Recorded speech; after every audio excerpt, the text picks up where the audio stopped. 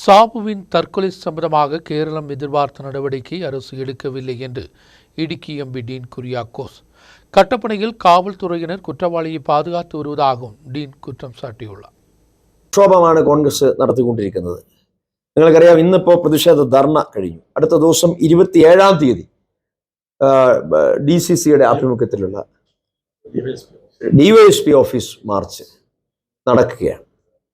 ഇവിടെ തുടക്കം മുതലേ നമുക്കറിയാം, നിക്ഷേപകൻ മരണപ്പെട്ട ആ സമയം മുതൽ ഇൻക്വസ്റ്റ് നടപടി ഇവിടെയുള്ള എല്ലാ നേതാക്കന്മാരും ആ സമര രംഗത്ത് വളരെ സജീവമായിരുന്നു. പക്ഷേ ദൗർഭാഗ്യകരമെന്ന് പറയട്ടെ, കേരളം ആഗ്രഹിച്ച ഒരു നടപടി സർക്കാരിൻ്റെ ഭാഗത്തുനിന്ന് ഉണ്ടായിട്ടില്ല. എപ്രകാരമാണോ നവീൻ ബാബുവിൻ്റെ കേസിൽ അവിടെ പ്രതിയെ സംരക്ഷിക്കാൻ CPM ശ്രമിച്ചത്, അതേപോലെ തന്നെ കട്ടപ്പനയിലും പ്രതികളെ സംരക്ഷിക്കാൻ CPM ശ്രമിക്കുകയാണ്.